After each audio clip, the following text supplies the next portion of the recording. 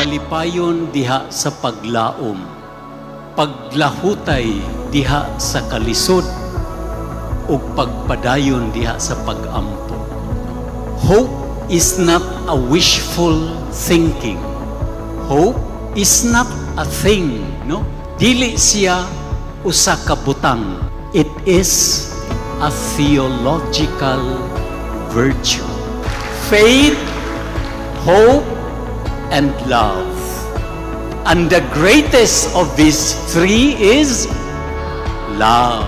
If you want to be great, be a person of love, not a person of hate, of hatred, of anger, but of love.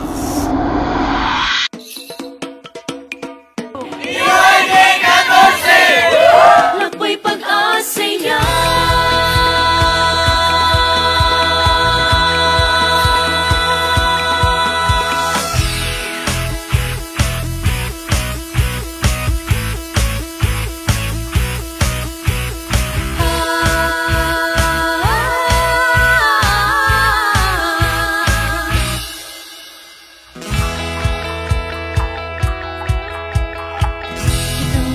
Sa bukid nun, magkahiusan na sab karon.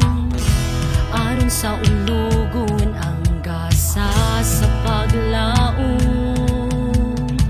Magkahiusan na rin sa panahon karon. Sa pagmisyon kita gitawag nga magpadayon. Liguna imong pagtuo, kay palanggata sa Ginoo. Sa nasa kamuadto, kanunay siyang maguban kabukyon. Lakbay pag-asaya, guyugon di mag-uban kita. Lakbay pag-asaya, ang paglaom ni sadya kay bukyo kita.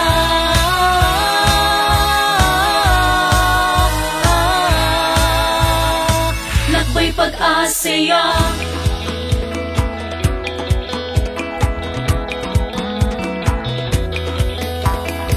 Kitang tanan gituwag sa Ginoo, ang mahimong paglaom sa nawat ag pagtuo. Ikaw ug ako uban sa panon nga mahimo niyang instrumento. Pailog lang sa mga kabalaka, mag-ampo nga matinod anon. Salig sa Dios nga mahigugmaon, batanon ka sa bukid nun. Liguna imong pagtuo, kay palanggata sa Ginoo. Isa ka sa kamuadto, kanunay siyang maguban kabukyo.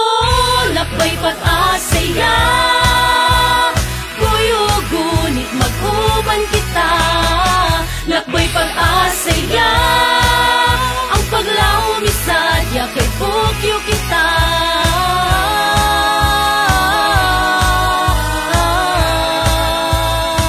Lakbay pag-asaya.